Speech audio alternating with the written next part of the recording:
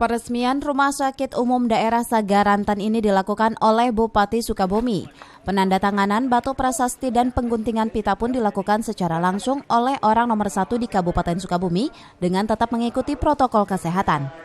Dalam kesempatan ini, Bupati Sukabumi menyampaikan jika RSUD Sagaranten ini merupakan salah satu sarana untuk meningkatkan pelayanan kesehatan kepada masyarakat yang ada di wilayah Sagaranten dan sekitarnya. Dan RSUD Sagaranten ini pun menjadi salah satu rumah sakit untuk rujukan warga yang terkena COVID-19.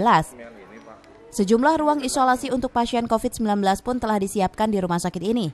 Sementara itu, Kepala Dinas Kesehatan Kabupaten Sukabumi menyatakan jika RSUD Sagaranten merupakan rumah sakit tipe D Pratama yang memiliki 5 dokter umum, 40 perawat kesehatan, dan 10 bidan dengan daya tampung 30 hingga 54 tidur. Untuk tenaga-tenaga yang sifatnya analis, gizi, memang di sini juga tidak tersedia ya. Tapi kalau yang untuk perawat ataupun bidan ataupun tenaga admin memang kita lebih diprioritaskan yang dari wilayah 7 Sagaranten.